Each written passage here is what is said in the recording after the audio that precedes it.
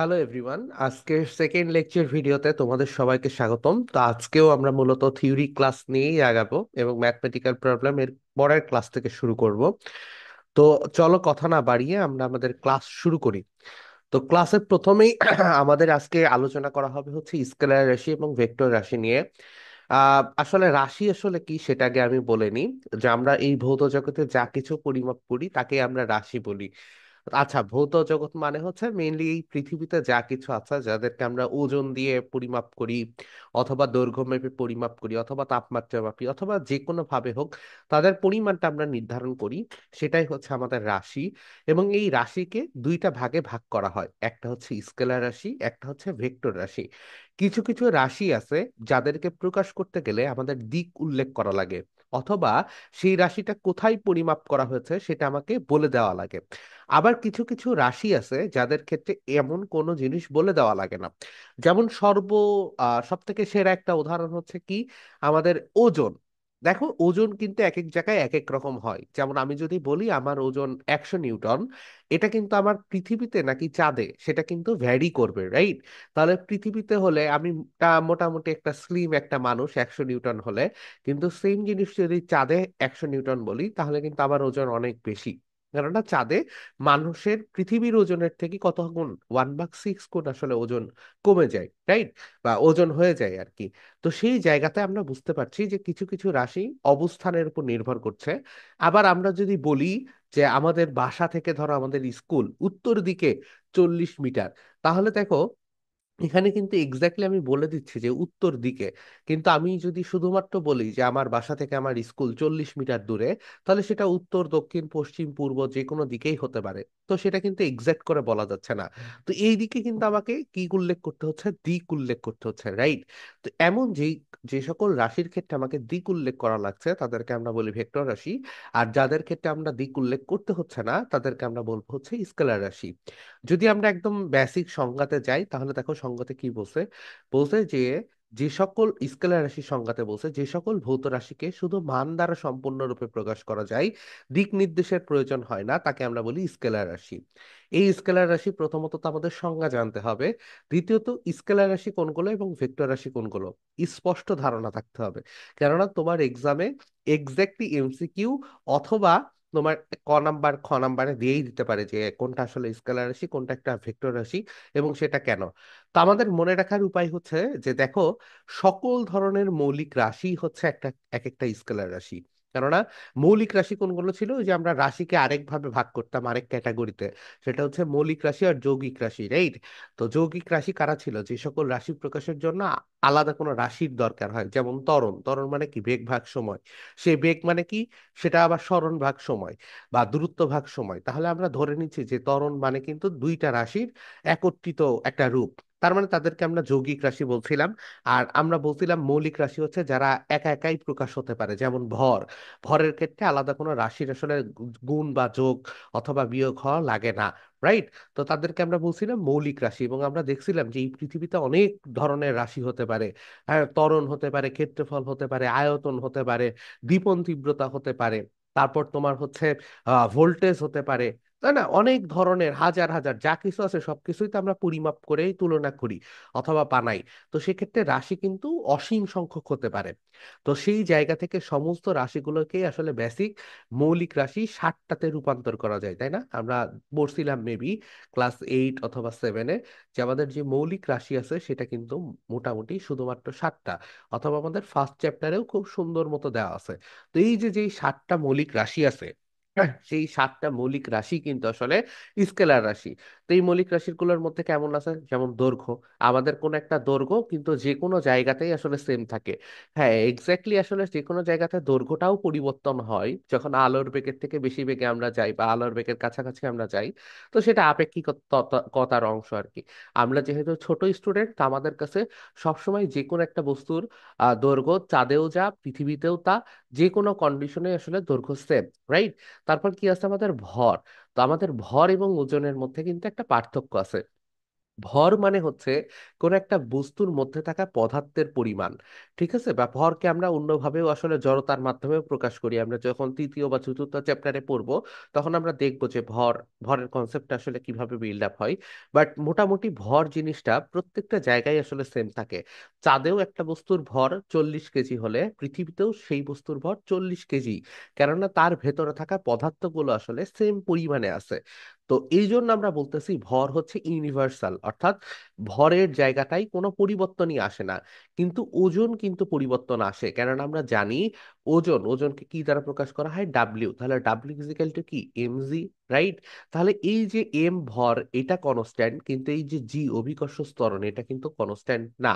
অভিকর্ষ ত্বরণ মানে কি, পৃথিবী যেই বলে 1 কেজি ভরের একটা বস্তুকে নিচের দিকে টানে, ঠিক আছে, তাকে বলা হয় অভিকর্ষ ত্বরণ। অথবা মুক্তভাবে পড়ন্ত একটা বস্তুর ত্বরণ, আমরা এগুলো নিয়ে আরো পড়াশোনা করব যে ছোট হাতের জি মানে কি বা অভিকর্ষ ত্বরণ মানে কি। মোটা দাগে এই জিটা কিন্তু পরিবর্তিত হয়, পৃথিবীর গভীরে গেলে দেখা যাচ্ছে পরিবর্তিত হচ্ছে, পৃথিবী থেকে একটা হাইট অর্থাৎ পাহাড়ে উঠে গেলে পরিবর্তিত হচ্ছে, চাঁদে গেলে 1/6 অংশ হয়ে যাচ্ছে। অনেক সমস্যা আছে অভিকর্ষ ত্বরণ নিয়ে, তাই না? তাহলে অভিকর্ষ ত্বরণ যেহেতু জায়গা ভেদে পরিবর্তিত হচ্ছে, সেই জন্য আমরা বলতে পারি ভর জিনিসটা হচ্ছে কনস্ট্যান্ট সব জায়গায়, স্কেলার রাশি। কিন্তু ওজন কিন্তু স্কেলার রাশি না, ওজন কিন্তু আবার ভেক্টর রাশি। তারপর কি, সময়। সময় যেখানেই যাও না কেন 2 সেকেন্ড মানে 2 সেকেন্ডই, সময় কিন্তু বাড়ে কমে না, রাইট? তাহলে সেটাকেও আমরা কি বলবো, সেটাকেও আমরা বলবো স্কেলার রাশি। তারপর আছে মোল। মোলটা কি, মোলটা হচ্ছে ওই যে পদার্থের পরিমাণের একক। আমরা পড়ছিলাম হয়তোবা ক্লাস 8-এর কেমিস্ট্রি বইয়ে যে এত মোল নাইট্রোজেন, এত মোল হাইড্রোজেন, না? তাহলে সেই মোলটাও হচ্ছে আমাদের স্কেলার রাশি। তারপর আছে তাপমাত্রা। তাপমাত্রাও কনস্ট্যান্ট জিনিস, এটাও কোনো দিক প্রয়োজন হয় না প্রকাশের জন্য, সেজন্য তাপমাত্রাকে আমরা স্কেলার রাশি বলছি। এরপর আমাদের 2 নাম্বার কথা, সেটা হচ্ছে সকল ধরনের কাজ। এই কাজ জিনিসটা কি সেটা আমরা পঞ্চম অধ্যায় মেবি বা ষষ্ঠ, বা আমি ঠিক মনে নাই, যাই হোক কাজ ক্ষমতা শক্তি নামে একটা চ্যাপ্টার তোমাদের আছে, সেই কাজ ক্ষমতা শক্তি নামের চ্যাপ্টারের মধ্যে অনেক ভাবে এটাকে দেখবো। তো এই কাজ যে কোনো কিছুর দ্বারা কাজ হইতে পারে। হতে পারে সেটা মহাকর্ষ বল দ্বারা কৃত কাজ, হতে পারে সেটা অভিকর্ষ বল দ্বারা কৃত কাজ, হতে পারে সেটা বিদ্যুৎ শক্তি দ্বারা কৃত কাজ, হতে পারে সেটা তাপ শক্তি দ্বারা কৃত কাজ, হতে পারে সেটা বিদ্যুৎ শক্তি দ্বারা কৃত কাজ। যেই ধরনের কাজই হোক না কেন, ইচ অ্যান্ড এভরি কাজ অথবা কাজের ভেরিয়েশন, সেই সবগুলোকে আমরা বলবো কি, অবশ্যই অবশ্যই স্কেলার রাশি। এবং আমরা চতুর্থ অধ্যায়ে যেতে যেতে দেখবো যে কাজ এবং শক্তির মধ্যে একটা বিশাল সম্পর্ক আছে। আসলে শক্তি কিছুই না, শক্তির রূপান্তরটাকেই আমরা বলি আসলে কাজ, ঠিক আছে? তো আমি এখন এত গভীরে আসলে যাব না, সব বিষয়ের গভীরে যেতে গেলে স্কেলার ভেক্টর শিখতে শিখতেই যদি সব বিষয় শিখে ফেলি তাহলে আসলে ভিডিওটা অনেক বেশি লেন্দি হয়ে যাবে এবং বোরিং হয়ে যাবে। তো আমরা যাব না, তবে কাজ এবং শক্তি হচ্ছে সমতুল্য একটা জিনিস। কাজের এককও হচ্ছে জুল, কাজের এককটাকেও আমরা বলি কি, জুল। আবার শক্তির এককটাকেও আমরা বলি জুল, এবং মূলত যে পরিমাণ শক্তির রূপান্তর ঘটে সেটাকেই আমরা বলি কাজ। তাহলে কাজ যেহেতু স্কেলার রাশি, শক্তি সেটাও কিন্তু স্কেলার রাশি। এবং আমাদের কি আছে, সকল ধরনের বিভব। বিভব আমরা এই নামটা অনেক শুনবো, মহাকর্ষীয় বিভব শুনবো, অভিকর্ষীয় বিভব শুনবো, বিদ্যুৎ শক্তির ক্ষেত্রে বিভব পার্থক্য শিখবো। আমাদের যখন আমরা ম্যাগনেটিজম শিখবো অর্থাৎ চৌম্বক ক্ষেত্র, সেই চৌম্বক ক্ষেত্র দ্বারা বিভব শিখবো, ঠিক আছে? তো আমরা অনেক ধরনের বিভব শিখবো। বিভব আর কিছুই না, বিভবকে বলা হয় হচ্ছে, আমি যদি লিখি একটু মোটা কালি দিয়ে লিখি, তাহলে আমরা বিভবকে বলতে পারি, হয়ে গেল, হ্যাঁ, আমরা বিভবকে বলতে পারি হচ্ছে একক ভরের জন্য কাজ। তাহলে একক ভরের জন্য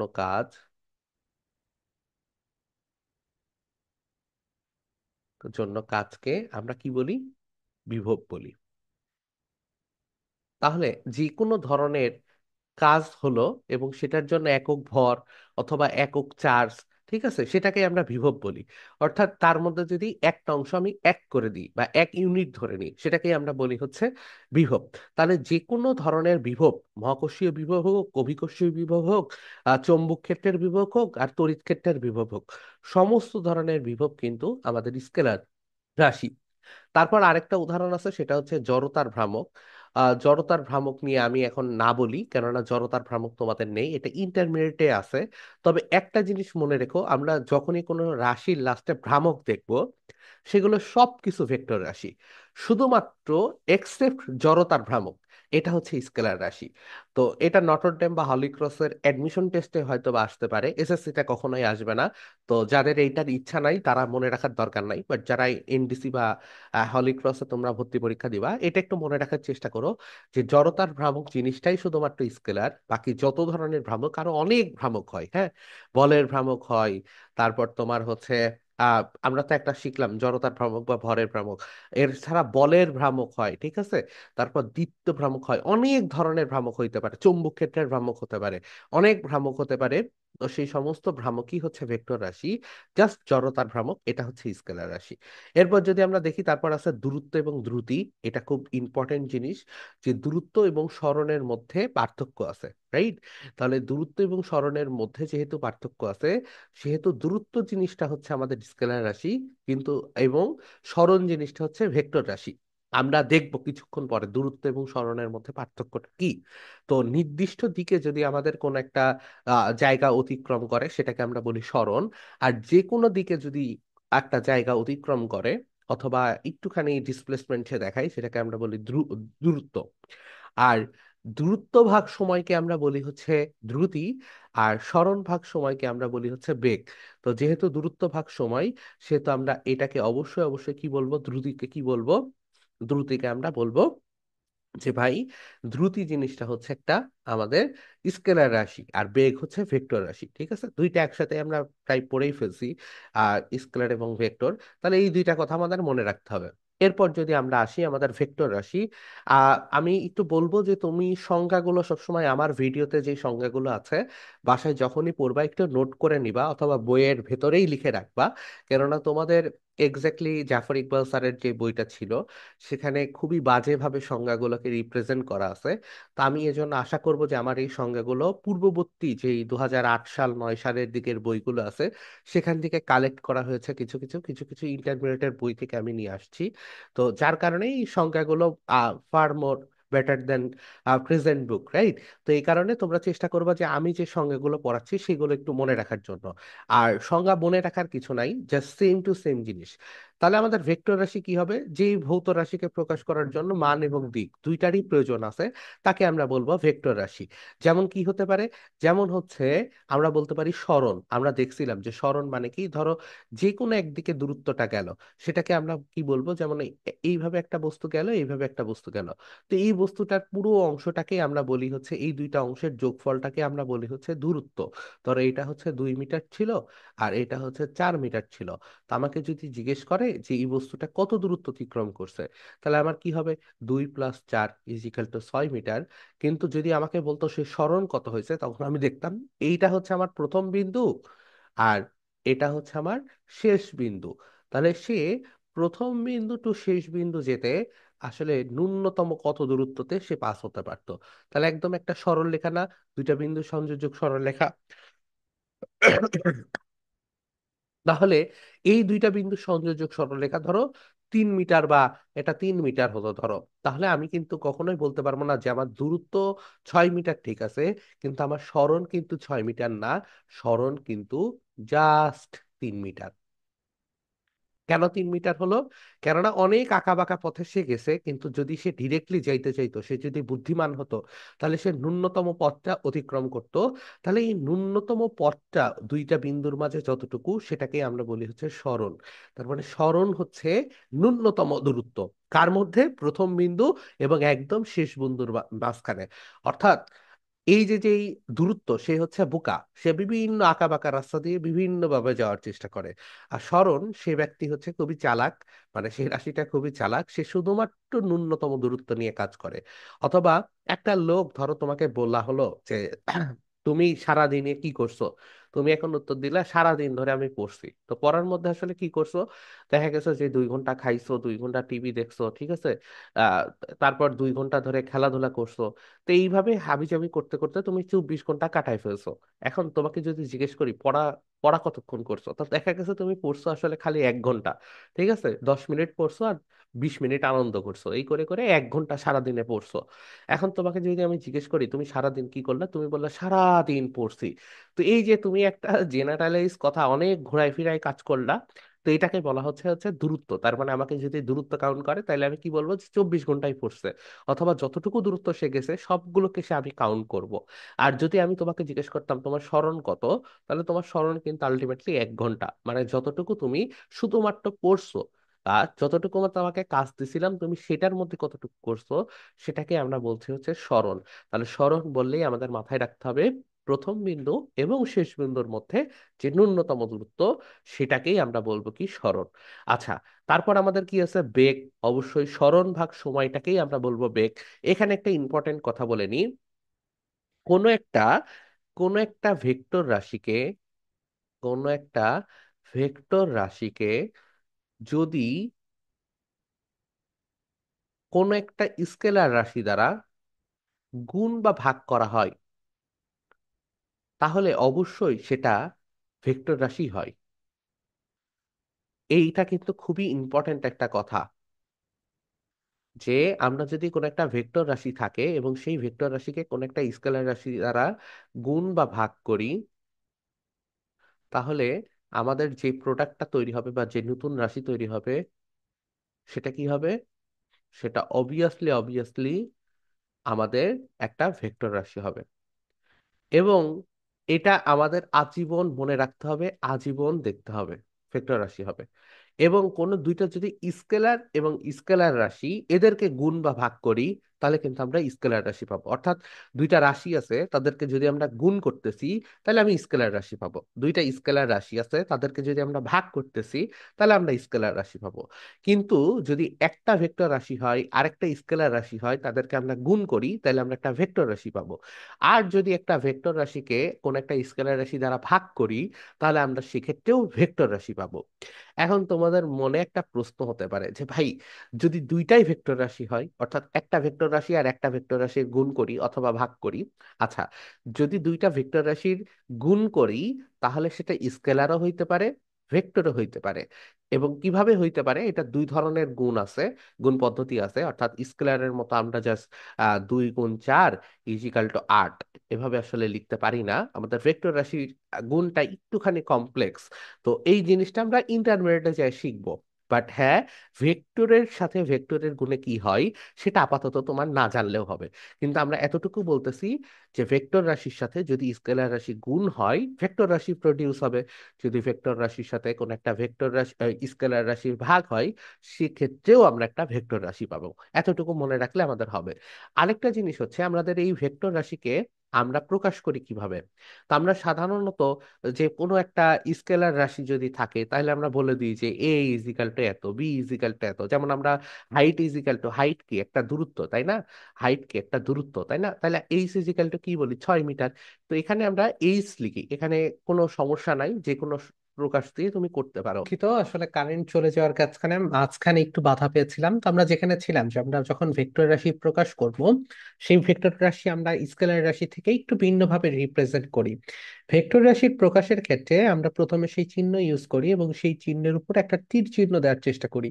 এভাবে আমরা একটা ভেক্টর রাশিকে রিপ্রেজেন্ট করি, এবং ভেক্টর রাশির যখন আমরা মান প্রকাশ করব, তখন আমরা এইভাবে তাকে একটা মডুলাস বা পরম মানের মধ্যে ঢুকিয়ে সেটাকে আমরা প্রকাশ করি। অর্থাৎ এইটা দ্বারা আমরা একটা কোন একটা পূর্ণাঙ্গ ভেক্টর রাশিকে বলি, প্রকাশ করি। এবং আমরা যখনই কোনো ধরনের এই ভেক্টর রাশি শুধুমাত্র মানটাকে বোঝানোর চেষ্টা করব, তখন তাকে একটা মডুলাস চিহ্নের মধ্যে নিয়ে আসবো। যেমন আমরা যখন ভেলোসিটি প্রকাশ করি, তখন আমরা ভি এর মাথার উপর একটা চিহ্ন, তারপর আমরা ধরো 10 মিটার পার সেকেন্ড দিই, তখন একটা আসলে নির্দিষ্ট দিক বোঝাই। আর আমরা যখন ভি এটাকে মডুলাসের মধ্যে দিই, জাস্ট 10 লিখলেই হয়, এবং 10 মিটার পার সেকেন্ড লিখলে হয়। এটা শুধুমাত্র বোঝায় যে ভি এর মানটা হচ্ছে 10। এই তীর চিহ্ন কেন দিই বা কিভাবে আসলে প্রকাশ করি, বা ভেক্টর রাশির যোগ বা বিয়োগ আসলে কিভাবে করি, এই সবগুলো আসলে ইন্টারমিডিয়েটে আমাদের আলোচনা আছে। তাই এটা নিয়ে আমরা মোটামুটি না বোদার হলেও হবে, বাট আমাদের জাস্ট মনে রাখা প্রয়োজন যে ভেক্টর রাশি প্রকাশ করে কিভাবে। অনেক সময় এই ভেক্টর রাশিকে বোল্ড অক্ষরেও লেখা হয়, অর্থাৎ আমরা এভাবেও লিখি। তো এটা দ্বারাও আসলে ভেক্টর রাশি বোঝায় যদি বোল্ড অক্ষর দেওয়া হয় আর কি। আর এছাড়া আমরা বেশিরভাগ সময় আসলে বোল্ড অক্ষর যেহেতু হাতে লিখলে বোঝা যায় না তেমন, আমরা বেশিরভাগ ক্ষেত্রে আসলে তীর চিহ্ন দ্বারাই প্রকাশ করি। তো আমরা যেখানে ছিলাম যে আমাদের ভেক্টর রাশির মধ্যে ছিল হচ্ছে সরণ, বেগ এবং আরেকটা হচ্ছে ত্বরণ, অর্থাৎ বেগ ভাগ সময়। তারপর আছে সকল ধরনের বল। যত ধরনের পৃথিবীতে বল আছে সবগুলোই হচ্ছে আমাদের ভেক্টর রাশি। যেমন তড়িৎচুম্বক বল হতে পারে, তড়িৎ বল হতে পারে, চৌম্বক বল হতে পারে, মহাকর্ষীয় বল হতে পারে, টান বল হতে পারে, ঘর্ষণ বল হতে পারে। সব ধরনের বলই আসলে আমাদের ভেক্টর রাশি। তবে এখানে একটা জিনিস, সেটা হচ্ছে আমি কেবলই বললাম যে ঘর্ষণ বল, এই ঘর্ষণ বল হচ্ছে একটা স্পেশাল ধরনের ভেক্টর রাশি। আচ্ছা, কেন স্পেশাল ধরনের ভেক্টর রাশি, এটা যদি আমরা এনডিসির সময় অ্যাডভান্স ক্লাস নিই তো সেই ক্ষেত্রে আমরা বলার চেষ্টা করব। এটা নিয়ে আর বেসিক ক্লাসে আমি আলোচনা করছি না। ঘর্ষণ বল খুবই ইন্টারেস্টিং একটা বল, যেটা দিক ডিপেন্ড করে আরেকটা বলের উপরে। এই জন্য আমরা ঘর্ষণ বলকে একটা স্পেশাল ধরনের ভেক্টর রাশি বলার চেষ্টা করি। আচ্ছা, তারপর আমাদের কি আছে, যত ধরনের তীব্রতা, তীব্রতা আর কিছুই নাই, কোনো একক ইউনিটের জন্য বলই হচ্ছে তীব্রতা। যেমন কি হতে পারে, একক চার্জের জন্য বল যতটুকু, সেটাই হচ্ছে তড়িৎ প্রাবল্য বা তড়িৎ তীব্রতা। একক চৌম্বকের জন্য মানে চৌম্বক ক্ষেত্রের জন্য আমাদের যেই ধরনের চৌম্বক বল সেখানে প্রকাশ পাবে সেটাকে আমরা বলি হচ্ছে চৌম্বক ক্ষেত্রের তীব্রতা, রাইট? তো প্রাবল্য বা তীব্রতা যেটা আছে সেটা আসলে একক ইউনিটের জন্যই বল। তো বল যেহেতু আপনার ভেক্টর রাশি, যত ধরনের তীব্রতা আছে, তড়িৎ তীব্রতা, মহাকর্ষীয় প্রাবল্য, মানে প্রাবল্য এবং তীব্রতা হচ্ছে সমার্থক শব্দ। তো এগুলো সবই আসলে আমাদের ভেক্টর রাশি হিসাবে প্রকাশ পাবে। এবং তারপর আছে জড়তার ভ্রামক বাদে সকল ধরনের ভ্রামক। আমি বলছিলাম যে অনেক ধরনের ভ্রামক হইতে পারে, বলের ভ্রামক হতে পারে, তড়িৎ দ্বিমেরুর ভ্রামক হতে পারে। তো এই যত ধরনের ভ্রামক আছে সবগুলোই আমাদের হচ্ছে ভেক্টর রাশি। এরপর হচ্ছে ওজন। ওজন নিয়ে আমরা আগে আলোচনা করছি যে ওজন আসলে জায়গার উপর ডিপেন্ড করে এবং অভিকর্ষ ত্বরণের উপর ডিপেন্ড করে। তো যেহেতু আমাদের ভেক্টর রাশির সাথে গুণ হয়েছে কে, একটা স্কেলার রাশি এম, কি একটা স্কেলার রাশি, তার সাথে গুণ হয় কি জি, এম জি, তাহলে W equal to G M G, অর্থাৎ ওজন ইজিক্যাল টু ভর গুণ অভিকর্ষ ত্বরণ। এই অভিকর্ষ ত্বরণ নিজেও যেহেতু একটা ভেক্টর রাশি, এই কারণে আমরা পুরো ডাব্লিউটাকেও বা ওজনটাকেও একটা ভেক্টর রাশি হিসাবে রিপ্রেজেন্ট করতে পারি। আর এই অভিকর্ষ ত্বরণ যেহেতু জায়গা বা দিকের উপর ডিপেন্ডেন্ট, আমাদের ওজনটাও আসলে দিক বা জায়গার উপর ডিপেন্ডেন্ট। আসলে আমাদের নেক্সট টপিক সেটা হচ্ছে স্কেলার রাশি এবং ভেক্টর রাশির মধ্যে পার্থক্য। খুব সুন্দর মতো দেওয়া আছে, এগুলো আর আমি না পড়ছি। তো আমাদের খ নাম্বার কোশ্চেনে অনেক সময় দিতে পারে যে স্কেলার রাশি এবং ভেক্টর রাশির মধ্যে পার্থক্য কি। আমরা এগুলো নিয়ে অলরেডি আলোচনা করছি, যে প্রথমে আমরা সংজ্ঞা দেওয়ার চেষ্টা করব। খ নাম্বারে যে কোনো সময় যে কোনো পার্থক্য দিলে দুইটার সংজ্ঞা আগে আমরা ক নাম্বার মানে এক নাম্বার পার্থক্য হিসাবে বিবেচনা করি। দুই নাম্বার আমরা কি বলছি, যে শুধুমাত্র মানের পরিবর্তন হলেই স্কেলার রাশির পরিবর্তন ঘটে। আর এই ক্ষেত্রে শুধুমাত্র মান অথবা শুধুমাত্র দিকের পরিবর্তন অথবা উভয় জিনিসের পরিবর্তন হইলেই সেখানে ভেক্টর রাশির পরিবর্তন ঘটে। অর্থাৎ দেখা যাচ্ছে মান সেম কিন্তু দিক চেঞ্জ হচ্ছে, তখনও কিন্তু ভেক্টর রাশির পরিবর্তন ঘটে। এই কথাটা একটু মনে রেখো, যখন আমরা বেগের কনসেপ্টে যাব তখন আমরা দেখব যে আমাদের দ্রুতির মানটা সেম আছে, জাস্ট দিক পরিবর্তন করতেছে বলে সেখানে বেগের চেঞ্জটা হচ্ছে। অর্থাৎ ভেক্টর রাশির ক্ষেত্রে কিন্তু মান চেঞ্জ না হইলেও ভেক্টর রাশির পরিবর্তন হওয়া সম্ভব। আর তিন নাম্বার যেটা আছে সেটা হচ্ছে স্কেলার রাশির যোগ, বিয়োগ, গুণ ইত্যাদি এবং ভাগ ইত্যাদি বিজ্ঞানগত নিয়ম অনুসারে হয়, অর্থাৎ সাধারণ অ্যালজেব্রিক নিয়ম অনুসারে হয়, 2+2=4। কিন্তু ভেক্টর রাশির ক্ষেত্রে আসলে যোগ, বিয়োগ, গুণ এগুলো একটু ডিফারেন্ট ওয়েতে হয়। এগুলো আমরা ইন্টারে শিখবো, এগুলো আমার জানার প্রয়োজন নাই। বাট আমরা এতটুকু জাস্ট জেনে রাখি যে আসলে আলাদা নিয়মে হচ্ছে। তোমাদের অনেক আগের বইতে ভেক্টরের যোগের বিধি মেবি ক্লাস 9-10-এই ছিল। আচ্ছা, এখন আসো আমরা পরবর্তীতে আসি যে দূরত্ব এবং সরণ। এখন আমরা ভেক্টর রাশি, স্কেলার রাশি দুইটার কনসেপ্টে ঢুকবো, আস্তে আস্তে ম্যাথমেটিক্যাল প্রবলেমগুলো আমরা সলভ করার চেষ্টা করব। আচ্ছা, পারিপার্শ্বিকের সাপেক্ষে কোনো বস্তু যতটুকু অবস্থানের পরিবর্তন ঘটায় তাকেই দূরত্ব বলে। মেইন কথা হচ্ছে অবস্থানের পরিবর্তন ঘটতেছে, যতটুকু অবস্থানের পরিবর্তন ঘটতেছে সেটাকে আমরা বলতেছি হচ্ছে দূরত্ব। এখানে কনফিউশনের কিছুই নাই। যা যা অবস্থানের পরিবর্তন করবে সবগুলোকে একসাথে যোগ করব, তাহলে আমরা মোট দূরত্ব পাবো। যেমন একটা বিন্দু আছে, সেই বিন্দুটা এখানে গেল 2 মিটার, তারপর আবার এখানে আসলো 4 মিটার, আবার এখানে গেল 5 মিটার, ধরে নিলাম এখানে গেল 5 মিটার। তাহলে এটা ছিল 2 মিটার, এটা ছিল 4 মিটার, এটা ছিল 5 মিটার। আমাকে যদি বলে যে এই বস্তুটা অথবা এই বিন্দুটা মোট কতটুকু দূরত্ব অতিক্রম করছে, সাধারণ বাংলা হিসাব 2+4+5 ইন জেনারেল অ্যালজেব্রিক নিয়মে যোগ করে দিব, কেননা দূরত্ব হচ্ছে স্কেলার রাশি। তাহলে সবগুলোর যোগফল কত হয়? আমাদের 11 মিটার, তাহলে আমাদের দূরত্ব হচ্ছে 11 মিটার, কাহিনী শেষ। কিন্তু বলতেছে যখন আমরা স্মরণ বলবো তখন অবশ্যই অবশ্যই অবশ্যই অবশ্যই সেই স্মরণটা হবে নির্দিষ্ট দিকে। এটা আমাদের বারবার মনে রাখতে হবে। তাহলে নির্দিষ্ট দিকে বস্তুর পারিপার্শ্বিক সাপেক্ষে অবস্থানের পরিবর্তনকে স্মরণ বলে। এখন দেখো, আমি যদি এটাকে ব্যাখ্যা করতে যাই, প্রথমে গেছে পূর্ব পশ্চিমে অথবা সামথিং লাইক দ্যাট, বা এইদিকে আবার এইদিকে দিক চেঞ্জ হয়েছে, আবার এদিকে চেঞ্জ হয়েছে। তো পুরো জিনিসটা কিন্তু আমরা কখনো স্মরণের মাধ্যমে প্রকাশ করতে পারবো না। তাহলে আমাকে যখনই স্মরণ প্রকাশ করতে হবে তখন দেখো এখান থেকে আমাকে একটা সুন্দর লাইন টানতে হবে, তাই না? এই যেমন একটা লাইন টানতে হবে, তাইলে আমরা কি পাবো? সর্বনিম্ন দূরত্বটুকু পাবো। এই যে যে সর্বনিম্ন দূরত্বটুকু পাইলাম, এটা ধরো হলো 6 মিটার। তাহলে এটা যদি হয় হচ্ছে 6 মিটার, এটা ধরলাম আমাদের 6 মিটার।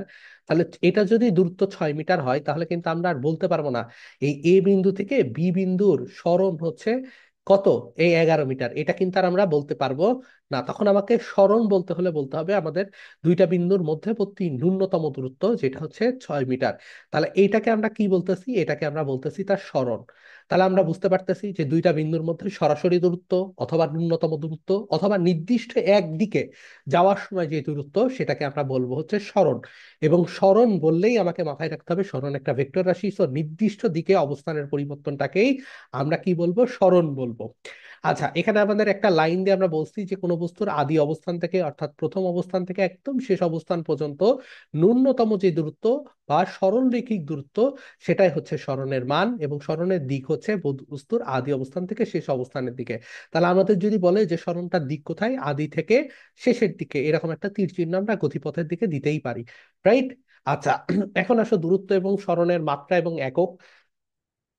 মাত্রা এবং একক দুইটাই আমরা কোনো একটা রাশির ক্ষেত্রে বের করি। তো কেন মাত্রা এবং একক দুইটাই আমাদের শিখতে হয়? মাত্রা এবং এককের মধ্যে বেসিক পার্থক্য কি? কেন একক জানলে আমাদেরকে আবার আলাদাভাবে মাত্রা লিখতে হয়, বা মাত্রা লিখলে কেন আবার একক লিখতে হয়? এই জিনিসটা নিয়ে আমরা পরবর্তীতে ফার্স্ট অধ্যায়ে যখন লেকচার তৈরি করব, তখন ইন ডিটেলস আলোচনা করব। মনে রাখার চেষ্টা করো যে আমাদের যত ধরনের মাত্রা আছে, যত ধরনের মাত্রা আছে, সব মাত্রাগুলো শুধুমাত্র তিনটা রাশি দিয়ে প্রকাশ করা যায়, বা তিনটা অক্ষর দিয়ে প্রকাশ করা যায়। একটা হচ্ছে এম, এল এবং টি। আচ্ছা, এই কথাটা একটু ভুল বললাম যে সব ধরনের রাশিকে এই তিনটা দিয়ে প্রকাশ করা যায়। অ্যাকচুয়ালি ক্লাস 9-এর বইয়ে যতগুলো মাত্রা আছে, সবাইকে এই তিনটার মাধ্যমে প্রকাশ করা যায়। আর ইভেন ইন্টারের বইয়েও যত ধরনের রাশি আছে, সবগুলোকে এই এম, এল, টি এই বাদে আর কোনো আমার অক্ষরের প্রয়োজন হয় না, বা আর কোনো ইংলিশ লেটারের প্রয়োজন হয় না মাত্রার ক্ষেত্রে। মাত্রা যখনই আমরা লিখবো, সে সময় অবশ্যই বড় হাতের অক্ষরে লিখবো, এবং অবশ্যই সেখানে আমরা একটা থার্ড ব্র্যাকেট চিহ্ন ইউজ করব। ঠিক আছে? আচ্ছা, যেমন আমরা দ্রুত সরণ বললে সরণ থার্ড ব্র্যাকেট দিয়ে তারপর আমরা মাত্রাটা লিখবো। এক্স্যাক্টলি থার্ড ব্র্যাকেটটা খুব ম্যান্ডেটরি জিনিসও না, এমনিতেও লেখা যায়, তেমন ভুল ধরা হয় না, বাট লিখলে খুবই ভালো। আচ্ছা, এটা বলার সময় আমাকে মনে রাখতে হবে এই তিনটা জিনিসের বেসিকটা একটু মনে রাখো। এম মানে কি? এম মানে হচ্ছে আমরা রিপ্রেজেন্ট করব ভরটাকে।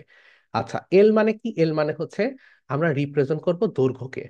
আর টি মানে কি? টি মানে আমরা রিপ্রেজেন্ট করব হচ্ছে সময়কে। এবং আমরা যখনই এই তিনটা জিনিসের যতগুলো গুণ আকারে থাকবে, আমরা তার পাওয়ার তত দিব। অর্থাৎ যদি আমরা দেখি যে কোন একটা রাশির মধ্যে লুকায়ে আছে ভর, ঠিক আছে, তাইলে ভর যদি দুইবার গুণ আকারে থাকে, তাহলে আমরা লিখবো এম স্কোয়ার। অথবা দৈর্ঘ্য যদি দুইবার ওই রাশির মধ্যে গুণ আকারে থাকে, আমরা কিছুক্ষণ পরেই দেখবো যে দৈর্ঘ্য দুইবার তিনবার এমনও গুণ আকারে থাকবে। বিশেষ করে কাজ ক্ষমতার শক্তি অধ্যায়ে গেলে আমরা আরো এক্সপ্লেনেশনটা দেখতে পারবো বিভিন্ন মাত্রার ক্ষেত্রে। তো তখন দেখা যাচ্ছে আমরা এল স্কোয়ার, এল কিউব এরকম আসতেছে। আবার যদি দেখা যাচ্ছে সময় ডাবল বার আছে, তাহলে আমরা লিখবো স্কোয়ার। আবার যদি সময় ওই রাশির মধ্যে ভাগ আকারে থাকে, তাহলে আমরা লিখবো টি ইনভার্স 1। দুইবার ভাগ আকারে থাকলে তাকে আমরা লিখবো টি ইনভার্স 2। ঠিক আছে? মেইনলি মৌলিক রাশিসমূহ কতবার গুণ আকারে বা ভাগ আকারে আছে, এটা বোঝার জন্য আমরা মাত্রাটাকে ইউজ করছি। এবং মাত্রাটা ওইটাই রিপ্রেজেন্ট করে যে ওই রাশির মধ্যে, অবশ্যই সেটা যৌগিক রাশি হতে পারে, বেশিরভাগ ক্ষেত্রে যৌগিক রাশি হবে, মৌলিক রাশি তো আর খুব বেশি নাই, মাত্র 7টা। তো যখনই যৌগিক রাশি প্রকাশ করছি, সেই যৌগিক রাশির মধ্যে এই মৌলিক রাশিগুলো কতবার গুণ আকারে বা ভাগ আকারে আছে, সেটা রিপ্রেজেন্ট করার একটা খুবই ভালো ওয়ে হচ্ছে মাত্রা। তাহলে এখন আমরা যদি দেখি, দূরত্ব এবং সরণ দুইটাই আসলে দৈর্ঘ্য রিপ্রেজেন্ট রিপ্রেজেন্ট করতেছে, রাইট? তাহলে আমাদের যে কোনো ধরনের দৈর্ঘ্য রিপ্রেজেন্ট করবে হচ্ছে এল। সেটা প্রস্থ হোক, সেটা উচ্চতা হোক, সেটা দৈর্ঘ্য হোক, সেটা দূরত্ব হোক, সেটা সরণ হোক, যে কোনো কিছু জাস্ট দৈর্ঘ্য যদি রিপ্রেজেন্ট করে, একমাত্রিক একটা রেখাকে রিপ্রেজেন্ট করে, সেটাকে আমরা প্রকাশ করব এল দ্বারা। তাহলে আমরা বলতে পারছি যে দুইটার এককই হচ্ছে এল। এবং একক তো বিভিন্ন ধরনের হতে পারে, মেনলি তিনটা প্রসেসে আমরা একককে ডিফাইন করি, একটা হচ্ছে এমকেএস, একটা হচ্ছে এফপিএস, আর একটা হচ্ছে সিজিএস। তো তার মধ্যে এমকেএস যে পদ্ধতি, সেটাকে আমরা বলতেছি এসআই ইউনিট।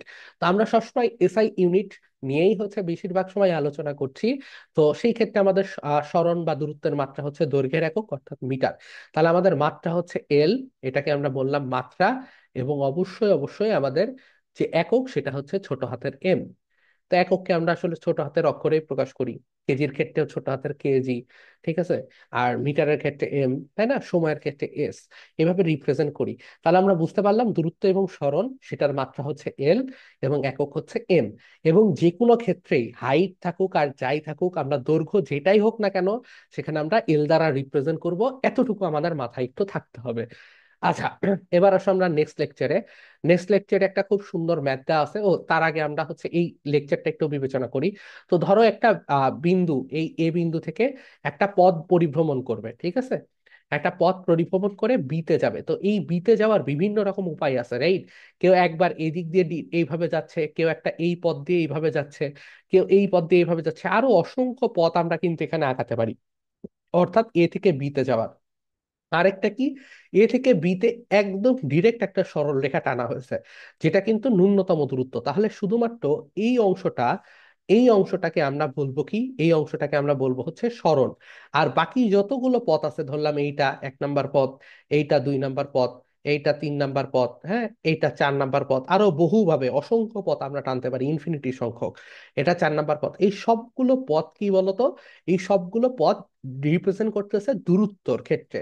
এবং আমরা এটাও বুঝতে পারতেছি যে দূরত্ব কিন্তু কি বলতো, দূরত্ব কিন্তু বেশিরভাগ সময় গ্রেটার দেন অথবা ইকুয়াল টু আমার সরণ। কেননা যদি আমার একদম দূরত্বটাই হয় ডিরেক্টলি সরাসরি, সেটাকেই তো আমরা সরণ নামে ডাকতেছি, তাহলে কিন্তু সেটা দূরত্ব এবং সরণ উভয়ই, রাইট? তাহলে সেই ক্ষেত্রে আমরা দেখতে পাচ্ছি যে দূরত্ব জিনিসটা কিন্তু অবশ্যই বড় হবে। এই বাকি কোনো পথ কিন্তু এই দূরত্ব মানে সরণের থেকে ছোট পথ কিন্তু কোনো দূরত্ব হতেই পারে না, কেননা সরণটাই হচ্ছে একদম লম্ব দূরত্ব।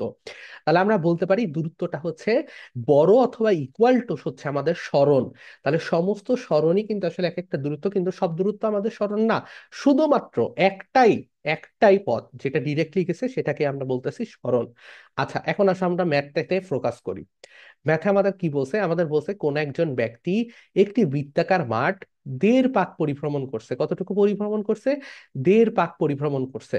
মাঠের ব্যাসার্ধ যদি 50 মিটার হয়, তাহলে ব্যক্তি কর্তৃক অতিক্রান্ত দূরত্ব এবং সরণ আমাকে নির্ণয় করতে হবে। দেখো, এই একটা বিন্দু ছিল, এই একটা বিন্দু ছিল। যদি এই বিন্দুটাকে 1.5 পাক পরিভ্রমণ করাতে হয়, কতটুকু পরিভ্রমণ করাতে হয়? ধরলাম 1.5 পাক পরিভ্রমণ করাতে হয়, তাহলে এই বিন্দুটা কি হবে? এই দিক দিয়ে এই দিক দিয়ে 1 পাক ধরো ঘুরছে, ঘুরছে ঘুরছে ঘুরছে, আবার এখানে এসে সে কি করবে? পৌঁছাবে, রাইট? আবার যদি সে আরেকটা হাফ পাক দেয়, তাহলে দেখো সে কিন্তু পৌঁছাবে এই জায়গাটাই, তাই না? তাহলে এই জায়গায় একটা বিন্দু ছিল, সে যদি 1 পাক দিয়ে আবার হাফ পাক দেয়, তাহলে কিন্তু সে এই বিন্দুতে পৌঁছায়। তাহলে ইনিশিয়ালি সে দৌড়ানো শুরু করছিল কোথা থেকে? এখান থেকে। আর লাস্ট পর্যায়ে সে এসে পৌঁছাইছে কোথায়? এখানে, রাইট? এটা নিয়ে কোনো কনফিউশন আছে? উত্তর হচ্ছে না। তুমি যেখান থেকেই শুরু করো না কেন, এখান থেকে শুরু করলেও বিপরীত একদম বিন্দুতে তুমি 1.5 পাক শেষ করতা, 1 পাক ঘুরে আসতা, তারপর আবার হাফ পাক চাইতা। তাহলে আমরা বুঝতে পারতেছি এ থেকে শুরু করছিল, বিতে যে শেষ করবে। এখন আমরা যখনই দূরত্ব বিবেচনা করব, তাহলে দেখো একটা বৃত্তাকার পথ প্রথমে ধরো 1 পাক ঘুরে আসছে। তাহলে 1 পাক ঘুরে আসলে সে কি পরিমাণ পথ অতিক্রম করছে? অবশ্যই 2 পাই আর এর সমান। তাহলে আমরা যখনই দূরত্ব নির্ণয় করব, তাহলে আমরা বুঝতে পারতেছি যখন 1 পাক সে দূরত্ব অতিক্রম করতেছে, তাহলে 1 পাক পরিভ্রমণ করলে তার দূরত্ব, অতিক্রান্ত দূরত্ব কত হয়? 2 পাই আর এর সমান। আবার দেখো, সে যদি 1.5 পাক পরিভ্রমণ করে, তাহলে আরো হাফ গেছে, তাহলে হাফ বৃত্তের পরিধি কত? পাই আর। তাহলে আমরা বলতে পারি যে 1.5 পাক যদি সে পরিভ্রমণ করে, তাহলে আমাদের সেখানে অতিক্রান্ত দূরত্ব কত হবে? 3 পাই আর। এতটুকু নিয়ে আশা করি কোনো কনফিউশন নাই। আমরা জাস্ট 1.5 পাক ঘুরলে তার পরিধি কতটুকু হয় সেটা বিবেচনা করার চেষ্টা করছি। তাহলে সেটার পরিধি কত হবে? 3 পাই আর।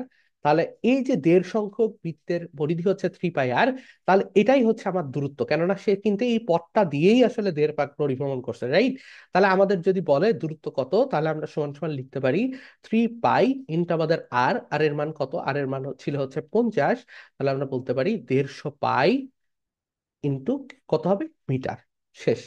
আচ্ছা, এখন যদি আমরা সরণে আসি, দেখো সরণ মানে আমরা কি বলছিলাম, আমরা বলছিলাম সরণ মানে হচ্ছে একদম সরাসরি দূরত্ব, অর্থাৎ একদম ন্যূনতম যেই দূরত্ব। তাহলে এ থেকে বিতে সে গেছে অনেকটা পথ, সে ঘুরছে দেড় পাক, কিন্তু আলটিমেটলি দেখো আমরা যদি কোনো একটা সরল রেখা আঁকতে চাই, তাহলে আমাদের সরল রেখাটা আঁকতে হবে কোন বরাবর, এ থেকে বিতে একটা ডিরেক্ট আমরা কি করব বলো দেখি।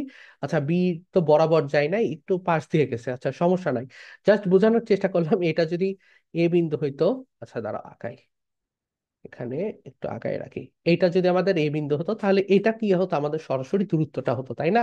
তাহলে এই যে সরাসরি যে দূরত্বটা অতিক্রম করছে, এটার নামই কি দিচ্ছি আমরা, সরণ দ্বারা রিপ্রেজেন্ট করতেছি। তাহলে দেড় পাক যদি সে ঘুরে, তাহলে তার সরণটা কত হয়, তার সরণটা হয় হচ্ছে দেখো আমাদের ডিরেক্টলি ডায়ামিটারের সমান। ডায়ামিটার মানে কি, বৃত্তের ব্যাসের সমান। এবং বৃত্তের ব্যাসের সমান মানে কি, আমরা বলতে পারি ডায়ামিটার ইজিক্যাল টু কত, 2r। তাহলে 2r মানে কত, 2 গুণ 50 ইজিক্যাল টু 2 গুণ 50 হবে, সরি, 100 মিটার। এটা 50 হবে, হ্যাঁ, এটা 50। আচ্ছা, তাহলে 100 মিটার। এখন যদি এমন হইতো যে ওই লোকটা 2 পাক পরিভ্রমণ করছে, তাইলে সরণ কত হতো? যদি 2 পাক পরিভ্রমণ করতো, খেয়াল করো, দেড় পাক করলে বিতে এসে পৌঁছাইছে, আরো হাফ করলে কি আবার এতে এসে পৌঁছাইতো, তাহলে তার সরণ হতো 0 মিটার। যদি আড়াই পাক পরিভ্রমণ করতো, তাহলে তার আমার সরণ কত হতো? তাহলে আমাদের কিন্তু সরণ হতো কতটুকু বলো দেখি, তখনও আমাদের সরণ হতো হচ্ছে আমাদের কতটুকু, এই 100 মিটারই, অর্থাৎ ডায়ামিটারের সমানই। আচ্ছা, যদি এমন বলতো, আমি আর একটু কঠিন করার চেষ্টা করি, যদি এমন বলতো যে 3/4 পাক ঘুরছে, আসো এটা নিয়ে একটু আমরা কনসেপ্ট ক্লিয়ার করি। ধরলাম আমরা, যদি বলে যে 3/4 পাক ঘুরছে, তাহলে কেমন হবে, তাহলে কেমন হবে?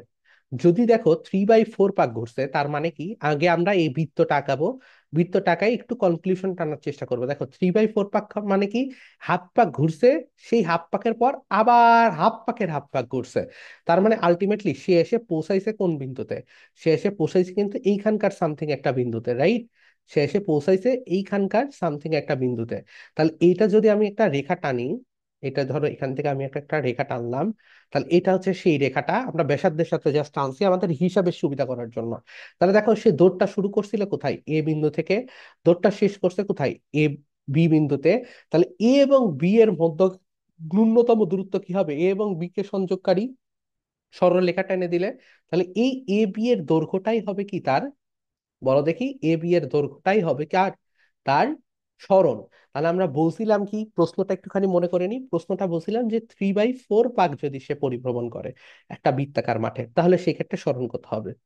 আচ্ছা, তাহলে এই ক্ষেত্রে আমাদের অতিভুজের মানটা বের করতে হবে।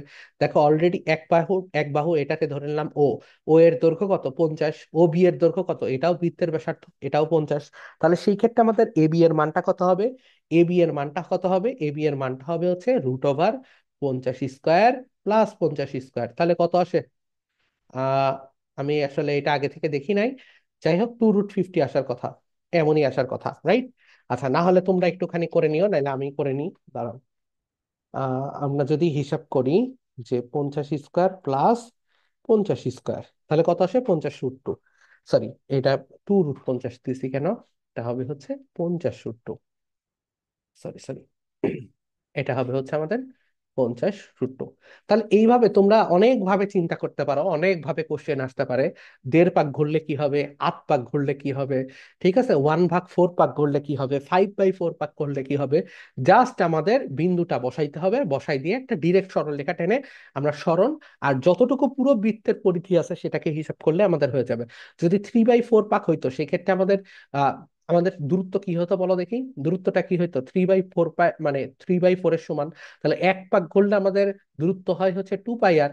তাহলে 3/4 পাক ঘুরলে কত হতো, এখানে 3/4 গুণ করে দিয়ে হলে হয়ে যেত আমাদের কত আসতো, 3 π r/2, এমনি হয়ে যেত। এখানে আর এর মান 50 বসাই দিলেই হয়ে যাবে।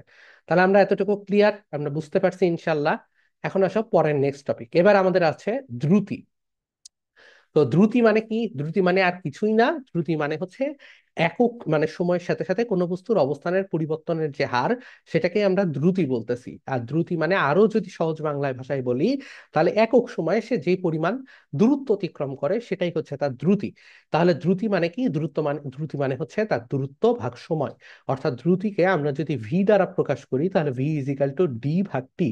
এখানে ডিটা কি? ডিটা হচ্ছে ডিসপ্লেসমেন্ট আমরা বলি, বা দূরত্ব আমরা বলি। আর একটা জিনিস একটু খেয়াল রাখবা, দ্রুতি এর ইংরেজি হচ্ছে স্পিড, কিন্তু আমরা যখন বেগ বলি, বেগের ইংরেজি কিন্তু হচ্ছে ভেলোসিটি। হ্যাঁ, এই দুইটা ইংরেজি একটু কনফিউশন হয়ে যাইতে পারে। তো আমাদের কোশ্চেনের সময় অনেক সময় ইংরেজি ঢুকাই দেওয়া হয়, বা যে কোনো অলিম্পিয়াডের কোশ্চেন হলে অনেক সময় ইংরেজি দেওয়া হয়। তো এটা একটুখানি খেয়াল রাখলে তোমাদের জন্য উপকার হবে, নট ম্যান্ডেটরি বাংলা ভার্সনের স্টুডেন্টের জন্য, বাট একটু মনে রাখলে খুবই ভালো হয় যে দ্রুতির ইংরেজি হচ্ছে স্পিড, কিন্তু বেগের ইংরেজি হচ্ছে ভেলোসিটি। হ্যাঁ, এই দুইটা নিয়ে কনফিউশন করা যাবে না। তাহলে আমাদের যখনই বলছে দ্রুতি বা স্পিড, সেই সময় আমরা কি করব? আমরা কোনো বস্তুর দূরত্ব যেটা আছে সেটাকে সময় দ্বারা ভাগ দিব। তাহলে দ্রুতি এই ইটসেলফ, এই জিনিসটা কি? অবশ্যই অবশ্যই একটা স্কেলার রাশি। কেননা দূরত্ব এটা একটা কি স্কেলার রাশি, তারপর আবার তাকে ভাগ দিচ্ছি সময় দ্বারা, সেটাও একটা স্কেলার রাশি। তাহলে দুইটা স্কেলার রাশির ভাগফল কি? অবশ্যই একটা স্কেলার রাশি। তো সেক্ষেত্রে আমাদের স্পিড ইজিক্যাল টু ডি ভাগ টি। আচ্ছা, তাহলে আমরা কি করব যদি কোনো একটা বস্তু সুষম দ্রুতিতে না চলে? দেখো, বেশিরভাগ সময় তো ভেলোসিটি বা দ্রুতি সবসময় এক থাকে না, একক সময়ে একক দ্রুত অতিক্রম করে না। বাস কখনো আস্তে চলে, কখনো জোরে চলে, তাই না? তাহলে যখন জোরে চলতেছে তখন তার দ্রুতি কি হবে? বেশি। যখন আস্তে চলতেছে তার দ্রুতি কি হবে? কম। স্পিড কখনো কম হয়, কখনো বেশি হয়।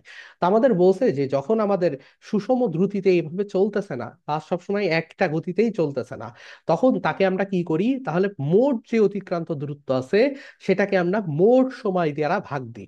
ধরো একটা গাড়ি কখনো 40 কিলোমিটার পাওয়ার বেগে চললো, কখনো 50 কিলোমিটার পার আওয়ার বেগে চললো। এই করে করে দেখা গেল যে 100 কিলোমিটার পথ সে পাড়ি দিছে হচ্ছে 3 ঘন্টায়। তাহলে আমরা এইভাবে যদি 3 ঘন্টায় সে অতিক্রম করে, তাহলে আমরা কি বলবো? তার গড় দ্রুতি যেটা আছে সেটা কি? 10 কিলোমিটার ভাগ কত? 3 ঘন্টা, তাই না? 3 আওয়ার। তাহলে ইজিক্যালটা আমরা কি লিখতে পারি? ইজিক্যালটা আমরা লিখতে পারি হচ্ছে আমাদের 10 কিলোমিটার ভাগ 3 আওয়ার, তাহলে কত আসে? 3.33 কিলোমিটার পার আওয়ার। এইভাবে আমরা লিখতে পারি। ঠিক আছে। আচ্ছা, 100 ছিল তাই না? 100 থাকলে এখানে 33 হবে, সরি। সেটাই বলি, একটা বাস্তবিক মান দিয়ে অন্তত। আচ্ছা, 100 কিলোমিটার ভাগ 3 আওয়ার, তাহলে 33.33 কিলোমিটার পার আওয়ার। তাহলে আমরা বুঝতে পারলাম যখন সুষম দ্রুতিতে চলবে না, তখন আমরা গড় দ্রুতিটাকে আমরা বিবেচনায় নিয়ে আসি, এবং গড় দ্রুতিকে আমরা কিভাবে পাবো?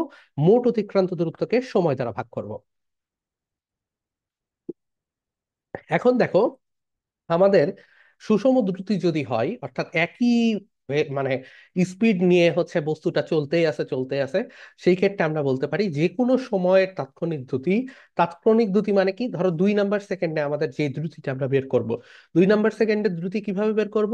2 সেকেন্ডে সে যতটুকু পথ গেছে আর 3 সেকেন্ডে সে যতটুকু পথ গেছে, দুইটা বের করব। তাহলে আমরা 2 নাম্বার সেকেন্ডের দূরত্বটা পেয়ে যাব। সেটাকে যদি সময় দ্বারা ভাগ করি, সেটা হচ্ছে ওই ইনস্ট্যান্ট মোমেন্টের তাৎক্ষণিক দ্রুতি। এত কঠিন ভাবে যদি না বুঝি, তাহলে গাড়ির যে স্পিডোমিটার থাকে, আমরা যখন বাইক চালাই, তো আমরা ট্রাই করি না যে অনেক গতি তুলবো, তো ওই স্পিডোমিটারে ওই সেকেন্ডটাতে যেই পরিমাণ গতি দেখাচ্ছে বা শো করতেছে, সেটাই হচ্ছে তার তাৎক্ষণিক দ্রুতি হয়।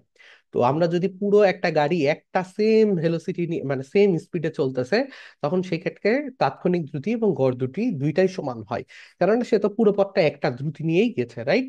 আচ্ছা, এখন আসো দ্রুতির মাত্রা এবং একক। তো দ্রুতি মানে আমরা কি দেখলাম? ডি ভাগ টি। তাহলে ডি এর মাত্রা কি ছিল? এল। আর আমাদের টি এর মাত্রা কি ছিল? টি। তাহলে এল ভাগ টি। এই ক্ষেত্রে আমরা বুঝতে পারতেছি যে টিটা কি আছে ভাগ আকারে, তাহলে আমরা লিখতে পারি কি? এল টি ইনভার্স ওয়ান। কোন একটা সংখ্যা যদি পাওয়ার নিচে থাকে, তাহলে সেটাকে রিপ্রেজেন্ট করার জন্য আমরা কি করি? ইনভার্স দিই, তাই না? তাহলে আমরা বলতে পারি আমাদের যে দ্রুতির মাত্রা, সেটা কি হবে? এল টি ইনভার্স ওয়ান। এবং এটার একক, এটার এসআই ইউনিটের এককটা কি? এসআই ইউনিটের এককটা হচ্ছে মিটার পার সেকেন্ড, তাই না? কেননা এসআই এককে দৈর্ঘ্যের একক বা দূরত্বের একক হচ্ছে মিটার, আর সময়ের একক হচ্ছে সেকেন্ড। তবে এই জিনিসটাকে আমরা অনেক ভাবে ইউজ করি। যেমন আমরা অনেক সময় কি করি? ইউজ করি কিলোমিটার পার আওয়ারে ইউজ করি। ঠিক আছে, এটা কিন্তু এসআই একক না, এটা হচ্ছে এমনি নর্মালি আমরা ইউজ করি, ঠিক আছে? বাস বা এই জাতীয় গতির ক্ষেত্রে আমরা কি কিলোমিটার পার আওয়ারও ইউজ করি। তো এই কিলোমিটার পার আওয়ারকে কিন্তু আবার মিটার পার সেকেন্ডে আমরা কনভার্ট করে নিতে পারি। মেইনলি কিলোমিটার পার আওয়ারকে যদি আমরা 3.6 দ্বারা ভাগ করি, তাহলে আমাদের মিটার পার সেকেন্ডে চলে আসে। কিভাবে চলে আসে আমরা ইনশাল্লাহ ম্যাথ যখন করব তখন আমরা এগুলো দেখবই, এগুলো নিয়ে এখন টেনশন করার দরকার নাই। আমরা মূল জিনিস বুঝে গেলাম, দ্রুতি এটা একটা স্কেলার রাশি। এটা আমরা পাবো কিভাবে? দূরত্বকে সময় দ্বারা ভাগ করে।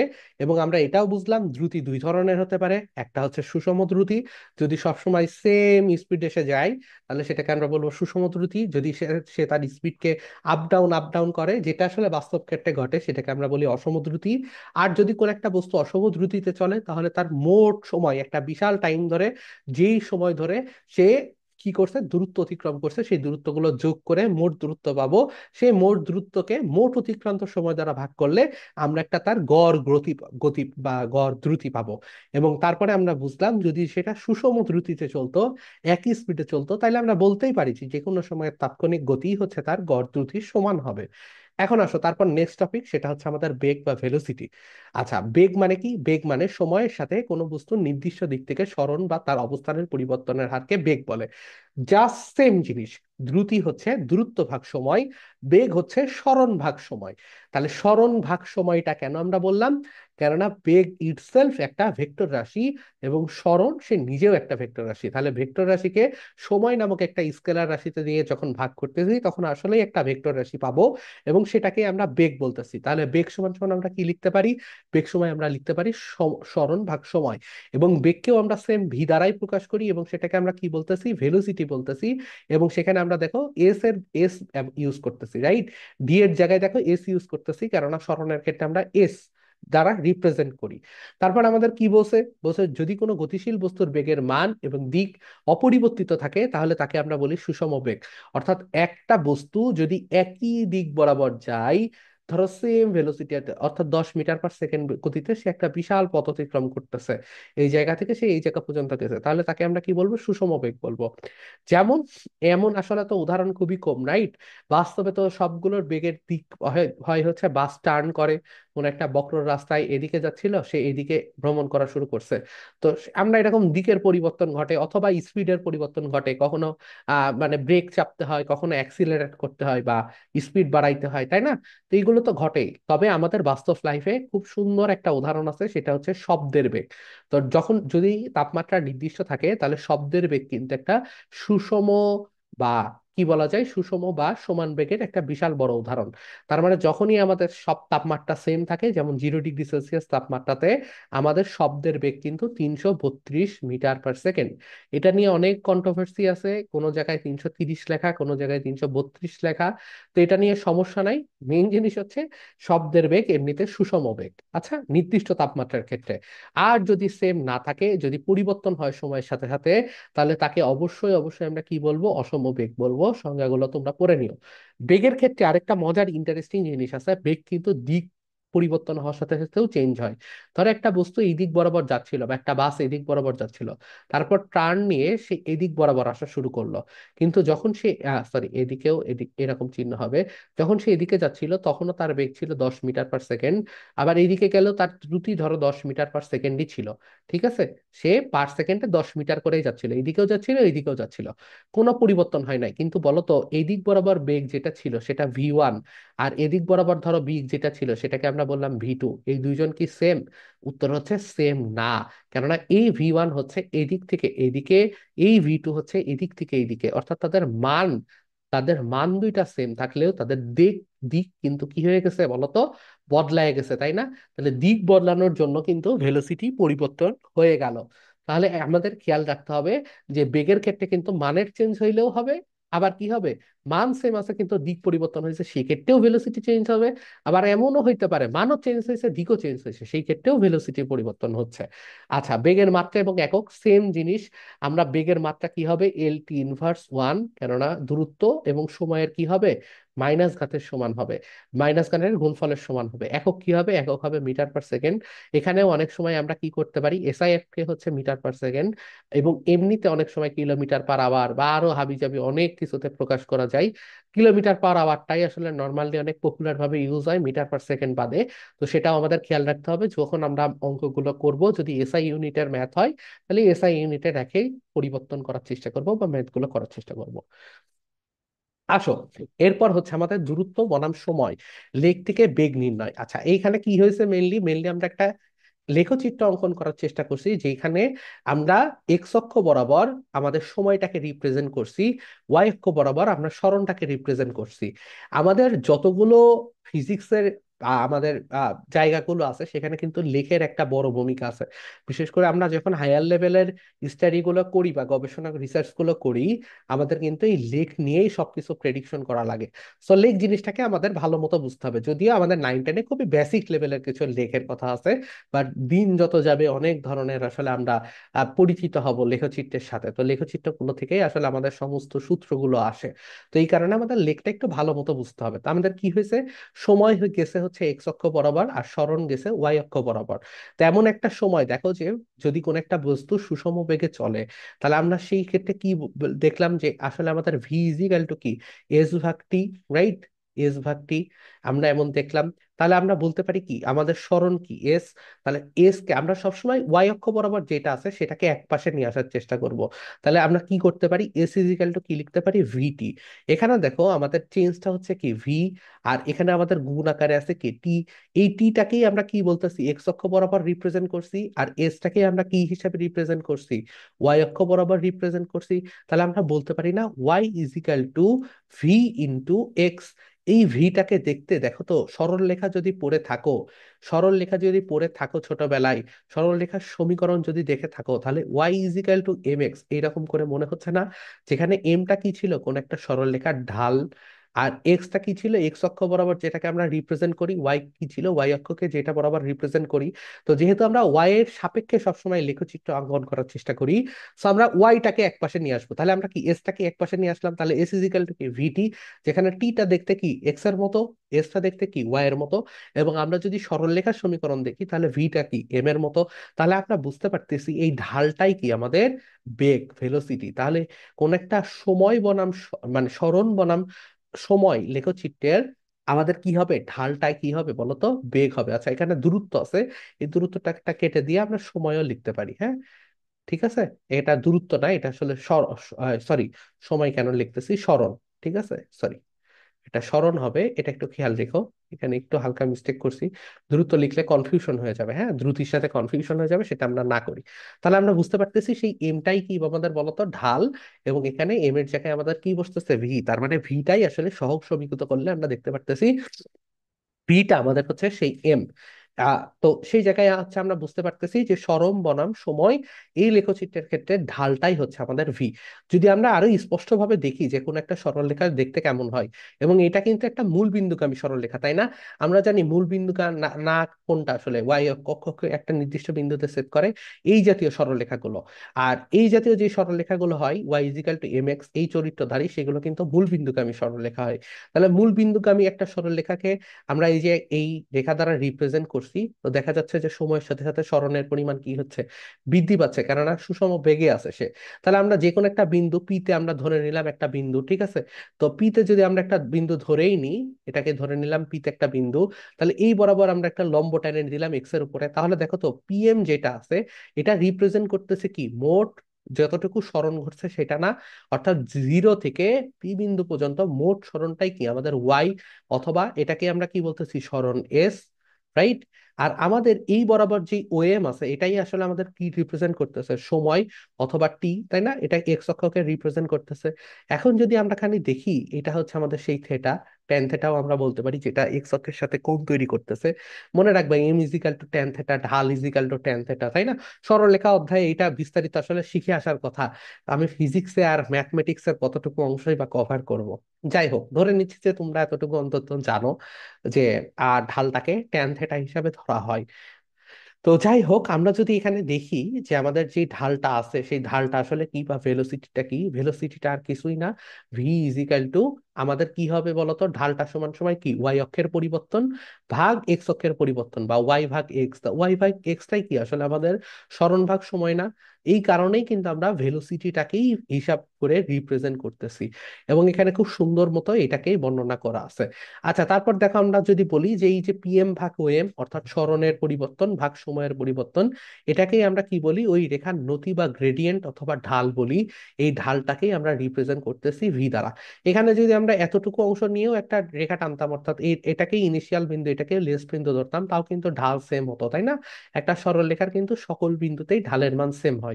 তো সেক্ষেত্রেও কিন্তু ভেলোসিটিটা সেম হতো, এই জন্য এটা একটা সুষম বেগের আসলে উদাহরণ, তাই না? এটা একটা সুষম বেগের উদাহরণ, কেননা তুমি যেখানেই দুইটা করে বিন্দু নাও না কেন, সব জায়গাতেই দেখবা যে ঢালের মান সেম। একটা সরল রেখায় অবশ্যই অবশ্যই প্রত্যেক বিন্দুতে ঢালের মান সেমই হয়। আচ্ছা, নেক্সট আমাদের একটা প্রবলেম দেওয়া আছে, বইয়ের প্রবলেম, যে একটা বস্তুকে এভাবে উলম্ব তলে, আচ্ছা আরেকটা জিনিস আমাদের বলা হয় নাই, সেটা হচ্ছে এই যে গ্রাফ লেখার সময় আমরা কি বনাম কি লিখবো। সবসময় মনে রাখবা, আমরা যে বলি যে এই বনাম সেই, মানে বাক্স বনাম বাক্স, এটা, তো এই বাক্স, প্রথম বাক্সটা হয় কিন্তু ওয়াই অক্ষ বরাবর যাকে রিপ্রেজেন্ট করব, আর পরের বাক্সটা হয় এক্স অক্ষ বরাবর যাকে রিপ্রেজেন্ট করব। এই দুইটা জিনিস একটু মনে রাখবে, এগুলো খুব বেসিক একটা জিনিস। যেমন এখানে আমাকে যদি বলতে হয় এটা কি বনাম কিসের লেখচিত্র, তাহলে আমি কিন্তু বলতেছি সরম বনাম সময়ের লেখচিত্র। তোমাকে যদি বলতো বেগ বনাম সময়ের লেখচিত্র, তাহলে অবশ্যই ওয়াই অক্ষ বরাবর রিপ্রেজেন্ট হবে ভি, এই সরি ভি মানে ভেলোসিটি, এবং এক্স অক্ষ বরাবর রিপ্রেজেন্ট হবে হচ্ছে এক্স। তোমাকে যদি বলে আম বনাম কাঁঠালের লেখচিত্র আঁকো, তাহলে আম হবে ওয়াই অক্ষ বরাবর, কাঁঠাল হবে এক্স অক্ষ বরাবর। এই সিম্পল জিনিসটা আমাদের একটু মনে রাখতে হবে। আচ্ছা, আমাদের যে ম্যাটটা ছিল বইতে, যে সুতায় বেঁধে একটা পাথরকে মাথার উপর ঘোরানো হচ্ছে, এই মাথার উপর যেই তলে ঘোরানো হচ্ছে সেটাকে আমরা কি বলতে পারি, উলম্ব তলে ঘোরানো হচ্ছে আর কি, ঠিক আছে?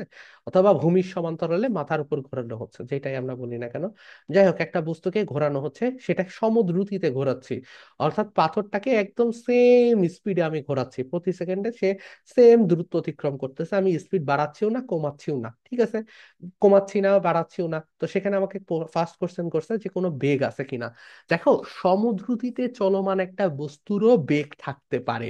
কেন বেগ থাকতে পারে? সমদ্রুতিতে আছে মানে তার কিন্তু প্রতি সেকেন্ডে অতিক্রান্ত দূরত্বের মান চেঞ্জ হচ্ছে না, বা মান চেঞ্জ হচ্ছে না, মেইন কথা হচ্ছে মান চেঞ্জ হচ্ছে না, কিন্তু তার দিক কিন্তু পরিবর্তন হতেও পারে। আমরা কিছুক্ষণ আগে একটা গাড়ি বা বাসের উদাহরণ দিয়েই বোঝানোর চেষ্টা করেছিলাম। তো এই ক্ষেত্রেও দেখো, যখনই তুমি মাথার উপরে ঘোরাচ্ছ প্রতিনিয়ত একটা দিক চেঞ্জ হচ্ছে না, একবার এইদিকে ঘুরতেছে তখন কি এইদিকে বেগ আছে, আবার আরেক সময় যাওয়ার পরে কি সেটা একটু বেঁকে যাচ্ছে, রাইট? এখানে আসার পর কি হচ্ছে, আরো বেঁকে যাচ্ছে, এইদিকে যেতে চাচ্ছিল এইদিকে, এইদিকে এসে দেখো যে আবার এইদিকে যাওয়ার চেষ্টা করতেছে। তাহলে দুইটা বেগই কি, একটা হচ্ছে এইদিকে, আবার এইদিকে আস্তে আস্তে কি এইদিকে। তাহলে আমরা দেখতে পারতেছি কি তার কিন্তু প্রতিনিয়ত দিকের চেঞ্জ হচ্ছে। তাহলে প্রতিনিয়ত যেহেতু দিকের চেঞ্জ হচ্ছে, মান যদি সেমও থাকে, সমদ্রুতিতেও চলে, তারপরেও কিন্তু তার একটা বেগ আছে, রাইট? তাহলে বেগ যদি থাকে, তাহলে বেগেরও পরিবর্তন হচ্ছে দিকের সাথে সাথে। তাহলে ত্বরণ আছে কিনা? উত্তর হচ্ছে ত্বরণ আসলে আছে। আর এই ত্বরণটাকে আমরা সাধারণ নিয়মে মাপতে পারি না। এই ত্বরণটাকে আমি একটু বলে রাখতেছি, এনডিসির অ্যাডভান্স ক্লাসগুলো যখন হবে তখন আমরা এগুলো খুব ডিপলি আলোচনা করব। সেটাকে আমরা বলি কি, কেন্দ্রমুখী বা কেন্দ্র বিমুখী বল, ঠিক আছে? বেশিরভাগ সময় কেন্দ্রমুখী বলি, কেন্দ্রমুখী বা কেন্দ্র বিমুখী বল, ঠিক আছে? তো সেই ত্বরণটা আমরা এগুলো নিয়ে পরে আলোচনা করব ইনশাল্লাহ, অ্যাডভান্স ক্লাসগুলোতে আলোচনা করব। কেন্দ্রমুখী, আচ্ছা এটাও কেন্দ্রমুখী লিখে ফেলছি, সরি, এটা হবে কেন্দ্র বিমুখী বল, ঠিক আছে? তো কেন্দ্রমুখী কখন হয়, কেন্দ্র বিমুখী কখন হয়, হ্যাঁ, এগুলো নিয়েও আসলে অনেক আলোচনা আছে, অনেক আলোচনা করা যায়, কিন্তু আমরা আসলে এখন এগুলো নিয়ে আলোচনা না করি। কেন্দ্রমুখী বা কেন্দ্র বিমুখী বলের জন্য যে ত্বরণ হয় সেটাকে বলি কেন্দ্রমুখী বা কেন্দ্র বিমুখী ত্বরণ, ঠিক আছে? আচ্ছা, তারপর আমাদের কি প্রশ্ন করছে, যদি সুতাটি ছিঁড়ে যায় তবে তার গতিপথ কেমন হবে এবং কি ধরনের গতিতে সে আগাবে। আচ্ছা, যদি সুতা ছড়ে যায়, তাহলে এইখান থেকে ধরো সুতা ছিঁড়ে গেল, তাহলে তার সুতার টানটা কি ছিল, বাইরের দিকে ছিল, রাইট? তাহলে বাইরের দিকে যদি থাকে তখন কিন্তু সে একটা সরল রৈখিক পথ নিয়ে আগায় যাবে, তাই না? তাহলে আমরা বলতে পারি সে কিন্তু একটা সরল রৈখিক পথ নিয়ে আগাবে। আচ্ছা, এটা নিয়ে তোমরা একটু মাথা ঠান্ডা করে ভাবার চেষ্টা করো, আই থিঙ্ক তোমরা সবাই এইগুলোর উত্তর দিতে পারবা। তারপরে আসো আমাদের একটা খ নাম্বারের কোশ্চেন, খুবই ইম্পর্টেন্ট কোশ্চেন আসে এখান থেকে। খ নাম্বারের কোশ্চেন, খুবই ইম্পর্টেন্ট কোশ্চেন আসে এখান থেকে, সেটা কি, দ্রুতি এবং বেগের মধ্যে সম্পর্ক বা পার্থক্য নির্ণয় করো। তাহলে দ্রুতি কি? দ্রুতি হচ্ছে কোন একটা বস্তুর অবস্থানের পরিবর্তনের হার, আর সময়ের সাথে বস্তু সরণের পরিবর্তনকে আমরা বলছি বেগ। অবশ্যই দ্রুতি স্কেলার, বেগ হচ্ছে ভেক্টর। মানের পরিবর্তন হলে দ্রুতির পরিবর্তন হয়, শুধু মানের শুধু দিকের অথবা উভয়ের পরিবর্তন হলে সেখানে বেগের পরিবর্তন হয়। আর বস্তুর বেগের মানই হচ্ছে দ্রুতি। এটা কিন্তু খুবই ইন্টারেস্টিং জিনিস, যে বেগের মানের অংশটাকে আমরা বলতেছি দ্রুতি। দ্রুতি আর নির্দিষ্ট দিকে দ্রুতি হচ্ছে বেগ, অর্থাৎ দ্রুতির সাথে দিক অ্যাড করলে কিন্তু সেই বস্তুর বেগ নির্ণয় করা হয়ে যায়। এখন আসো, আমাদের আরেকটা ছোট ম্যাথ আছে। বলছে কোন একজন ব্যক্তি বৃত্তাকার মাঠ 1.5 পাক পরিভ্রমণ করলো। আচ্ছা গুড, এতক্ষণ আমরা দেখেই আসছি যে 1.5 পাক পরিভ্রমণ করলে কি হবে। সেখানে আমাদের সময় লাগবে 30 সেকেন্ড, মাঠের ব্যাসার্ধ 50 মিটার হলে ব্যক্তি কর্তৃক দ্রুতি এবং বেগ নির্ণয় করো। আচ্ছা, প্রথমে আগে আমাদের কি নির্ণয় করতে হবে? দূরত্ব এবং সরণ। আমরা আগেই যেহেতু নির্ণয় করে রাখছি, আমরা আর এটা নিয়ে পেঁচাবো না। আমাদের দূরত্ব কত হয়েছিল তখন আমরা খুব ক্লিয়ারলি আলোচনা করছি। দূরত্ব কত হয়েছিল? 150 পাই। আর সরণ কত হয়েছিল? তার ডায়ামিটারের সমান, অর্থাৎ 100 মিটার। তাহলে এটা কত হবে? দূরত্ব হবে হচ্ছে 150 পাই মিটার। আচ্ছা, আমি পাই সবসময় রেখে দিই কেন? কেননা পাই রাখলে একটা ভগ্নাংশ হয়। তো এই ভগ্নাংশটা এক একজন এক একটা ক্যালকুলেটারে মান আসবে। তো এটা নিয়ে মানুষজন অনেক বেশি ক্যাচাল করে, এই জন্য আমরা পাই রেখেই দিই। মানে বিশেষ করে আমি, তোমরা পয়েন্টে লিখলেও কোনো সমস্যা নাই। আর সরণ কত আসছিল? সরণ আসছিল ডায়ামিটারের সমান, অর্থাৎ 100 মিটার। এখন যদি আমরা দেখি, আমাদের প্রথমে বের করতে বলছে কি? দ্রুতি। তাহলে দ্রুতি ইজিক্যাল টু আমরা কি লিখবো? আমরা লিখবো হচ্ছে দূরত্ব ভাগ আমাদের হচ্ছে সময়। আচ্ছা, স্কেল হয়ে গেছে একটু মোটা, যাই হোক সমস্যা নাই। দূরত্ব ভাগ সময়, তাহলে দূরত্ব আমাদের কত হয়েছে? 150 পাই। আর আমরা দেখলাম আমাদের টাইম দেওয়া আছে কত? 30 সেকেন্ড। তাহলে 30 সেকেন্ড হলে কত? নিচে 30 বসাই দিব, তাহলে 30, এটা এটা কাটা গেল, 15 3 কাটা গেল, উপরে থাকে 5। তাহলে আমাদের কত হবে? 5 পাই এত মিটার পার সেকেন্ড। শেষ। এবার আমাদের যদি বলে বেগ কত, বেগের ক্ষেত্রে আমরা কত বসাবো এখানে? 100। আর নিচে কত বসাবো? 30। তাহলে 0 0 কাটা, 10/3, তার মানে 3.33। আচ্ছা সরি, 3.33 আমাদের মিটার পার সেকেন্ড। তাহলে আমরা বুঝতে পারলাম আমাদের এই ক্ষেত্রে দূরত্ব এবং সময়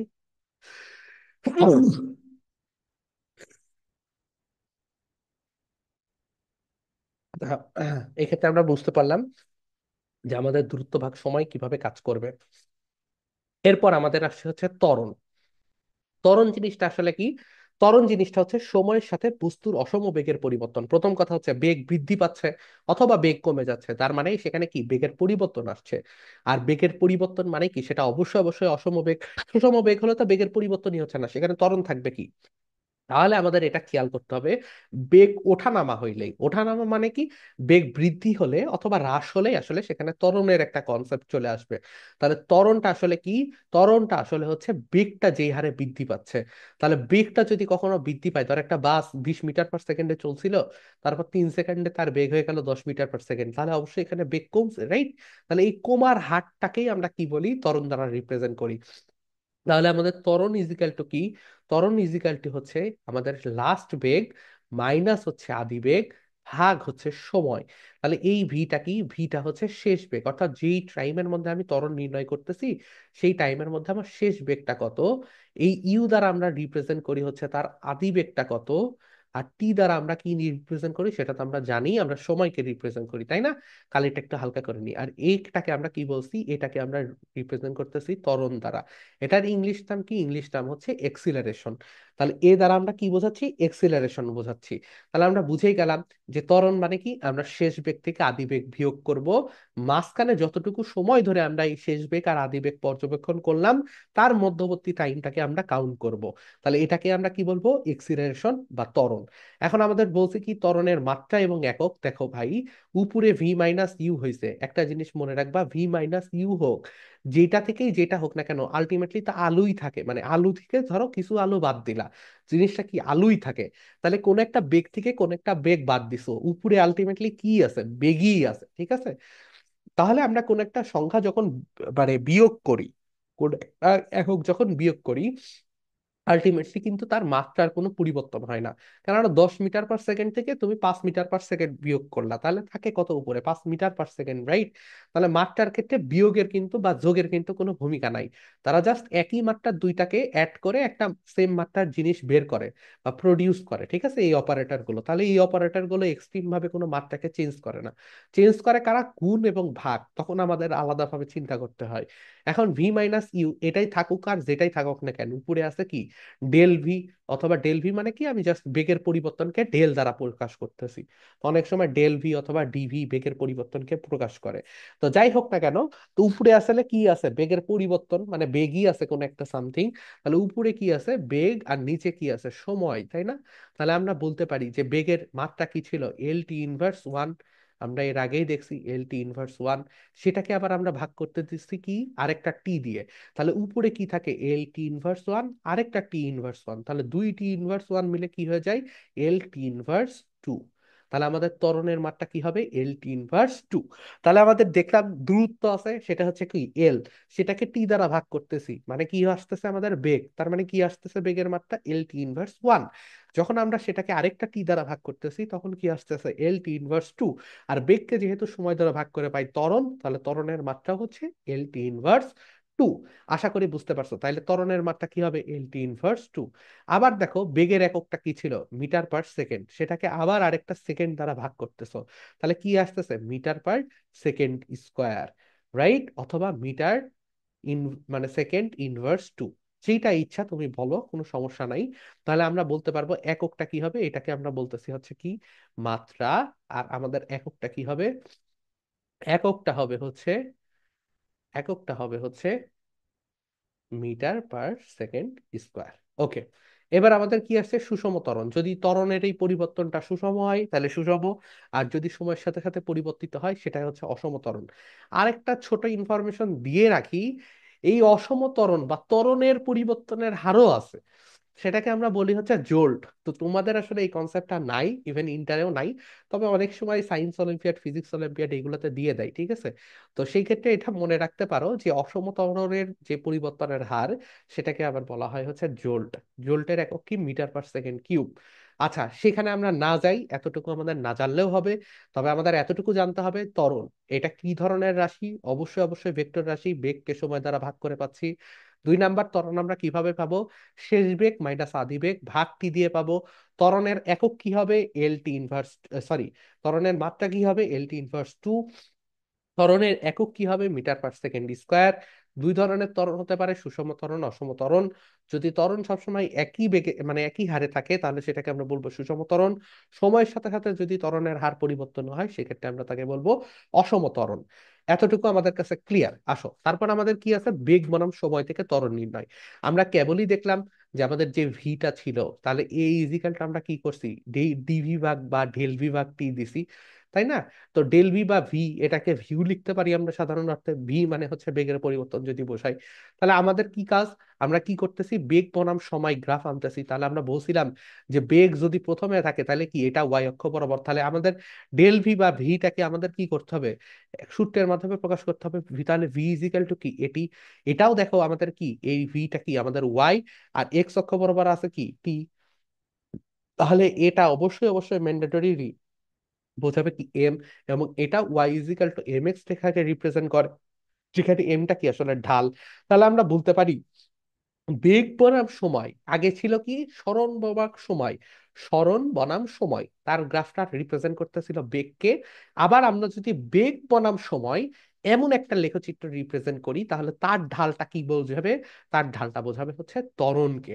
তাহলে এই রেখাটার যদি ঢাল, আমরা বুঝতেই পারতেছি মূল বিন্দুগামী সরল রেখা তৈরি হবে, এবং এই রেখাটার যে ঢাল সেটাকে আসলে কি বোঝাবে, ত্বরণ বোঝাবে। আমরা যদি দেখি এই ক্ষেত্রেও কি, এটাকে এম ধরে নিলাম, ঠিক আছে, এটা এম না, তাহলে পিএম ভাগ কি হবে, পিএম ভাগ ও এম। এই জিনিসটাই আসলে কি বলতো আমাদের মানে ভেলোসিটি ভাগ সময়, তার মানে এই জিনিসটাই আসলে ত্বরণ। তাহলে আমাদের যদি জিজ্ঞেস করেন নতি বা গ্রেডিয়েন্ট অথবা ঢালটা কি রিপ্রেজেন্ট করতেছে, ত্বরণ রিপ্রেজেন্ট করতেছে, কি কেন রিপ্রেজেন্ট করতেছে সেটাও আমরা জানবো। এবং এটা আমরা দেখতেও পারতেছি, এটা একটা সুষম বেগ, সরি সুষম ত্বরণের উদাহরণ। এটা কি বলতো, এটা অবভিয়াসলি, অবভিয়াসলি একটা সুষম ত্বরণ, তাই না? এটা একটা সুষম ত্বরণ। এটা সুষম ত্বরণ। যদি সুষম ত্বরণ না হইতো, এই দেখো বেগ কিন্তু প্রতি সেকেন্ডে সেম হারে বাড়তেছে, এই জন্য একটা সরলরেখার মতো।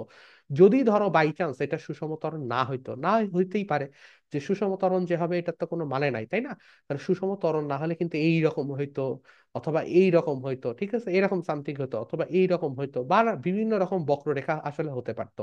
কিন্তু আমরা বুঝতে পারতেছি এটা যেহেতু সুষম ত্বরণ, তাই এটা কি হবে, একটা সরল রেখার মতো আচরণ করবে, প্রতি সেকেন্ডে বেগ বৃদ্ধির হার সমান থাকবে। আচ্ছা, এবার আসো আমাদের নেক্সট পেজে যাই। নেক্সট পেজে আমরা সময়ের সাথে টাইমের একটা সম্পর্ক তৈরি করছি। তাহলে ত্বরণে চলার সময় কি সবসময় বস্তুর সরণ কি সেম থাকবে, সেম হারে বৃদ্ধি পাবে? উত্তর হচ্ছে না, কারণ এখানে তো ত্বরণ আছে, তাই না? ত্বরণ থাকলে কিন্তু সেম হারে বৃদ্ধি পাবে না। তো বেগ সেম হারে বৃদ্ধি পাবে, কিন্তু ত্বরণ মানে দূরত্ব কিন্তু সেম হারে বৃদ্ধি পাবে না, দ্রুত কিন্তু কম বেশি হবে, ঠিক আছে? মানে এটা দেখতে একটা প্যারাবোলার মতো হবে। কিভাবে প্যারাবোলার মতো হবে? দেখো আমরা একটা সূত্র শিখবো নি, এখন আমরা শিখি নাই, ঠিক আছে, এখন আমরা শিখিনি, কিন্তু এস এর সাথে আমরা একটা সূত্র শিখবো ইনশাল্লাহ। এরপরে আমাদের মোট গতির 4টা সূত্র আছে, তার মধ্যে একটা সূত্র আছে s is equal to u t plus half a t square, ঠিক আছে? এরকম একটা সামথিং সূত্র আছে। তো সেখান থেকে আমরা দেখবো যে এস ভেরিজাস আসলে টি স্কোয়ার। যদি এ এ আমাদের কি থাকে, কনস্ট্যান্ট, আদিবেগ যদি কনস্ট্যান্ট থাকে, আমরা যখন এই সূত্রটা শিখবো তখন ইনশাল্লাহ আমরা আরেকবার ব্যাকে আসার চেষ্টা করব, আমার যদি মনে থাকে আরেকবার ব্যাকে এসে এটা বোঝানোর চেষ্টা করব। মেইন জিনিস হচ্ছে এস ভেরিজাস টি স্কোয়ার আকারে থাকে।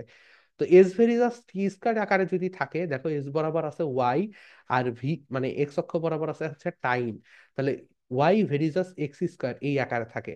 আর আমাদের প্যারাবোলা, এটাও অবশ্যই ইন্টারে আছে, কোনিক্স এর মধ্যে প্যারাবোলা নামের চ্যাপ্টার আছে। প্যারাবিরাম মানে হচ্ছে আমরা কি বলি, পরাবৃত্ত বলি। তো পরাবৃত্তের ক্ষেত্রে এরকম থাকে সমীকরণ, y square is equal to 4x, অথবা x square is equal to 4ay, ঠিক আছে? অর্থাৎ ওয়াই স্কোয়ার ভেরিজাস এক্স থাকে, অথবা এক্স স্কোয়ার ভেরিজাস ওয়াই থাকে, ঠিক আছে? এগুলোর উপর প্যারাবোলার আকার আকৃতি এগুলো ডিপেন্ড করে কেমন দেখতে হবে। তো মেইন জিনিস হচ্ছে যে এই ক্ষেত্রে আমাদের ওয়াই ভেরিজাস যেহেতু এক্স স্কোয়ার, তাই এটাও কিন্তু একটা প্যারাবোলার মতো আচরণ করবে, ঠিক আছে? এটা একটা প্যারাবোলার মতো আচরণ করবে। তো আমাদের এতটুকু মনে রাখলেই হবে যে এটা দেখতে আসলে এমন হয়, ডিসপ্লেসমেন্টের সাথে যখন আমরা টাইমের গ্রাফ অঙ্কন করি তখন সেটা প্যারাবোলার মতো আচরণ করে। তাহলে আমাদের আজকে এই পর্যন্তই থাক, আমাদের এই পর্যন্তই ছিল। আশা করি তোমরা হালকা হালকা বুঝতে পারছো। যখন আমরা গতির সমীকরণগুলো বোঝানোর চেষ্টা করব তখন দেখবা যে ত্বরণ সাবজেক্টটা আমাদের কাছে আবার অনেক বেশি সহজ চলে আসছে। আপাতত কিন্তু আমরা অলরেডি গতির একটা সমীকরণ শিখে ফেলছি। সেই শিখাটা কি, যদি কোনো একটা বস্তু সুষম বেগে চলে, অর্থাৎ কোনো একটা বস্তু যদি ত্বরণ না থাকে, সুষম বেগে চলা মানে কি, বেগের হারের পরিবর্তন হচ্ছে না, তার মানে অবশ্যই অবশ্যই সেখানে ত্বরণ জিরো। তাহলে কিন্তু আমরা একটা সূত্র শিখে ফেলছি, এস ইজ ইকাল টু ভিটি। এবং এই সূত্রটা আমরা তখনই অ্যাপ্লাই করতে পারবো যখন কিন্তু কোনো ত্বরণ নাই। যখনই ত্বরণ আসবে তখন কিন্তু এই সূত্রটা ইউজ করতে পারবো না। তাহলে এই সূত্রটা সবসময় আমরা ইউজ করতে পারবো যদি সুষম বেগে থাকে। এবং সুষম বেগের মাত্র একটাই সূত্র, সেটা কি, এস ইজ ইকাল টু ভিটি। এই সূত্রটা আমাদের অবশ্যই অবশ্যই ম্যাথমেটিক্স এর ক্ষেত্রেও মাথায় রাখতে হবে।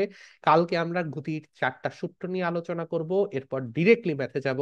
ইনশাল্লাহ আর কোনো ধরনের ব্রেক আসবে না। আর তোমাদের যদি ভিডিওগুলো ভালো থাকে, আমি জানি না আসলে আমার ইকুইপমেন্ট কোয়ালিটি খুবই খারাপ, আর আমার ভিডিও স্পষ্ট আসে, বাট আমাদের কন্টেন্ট সব থেকে সেরাটা আমরা দেওয়ার চেষ্টা করি।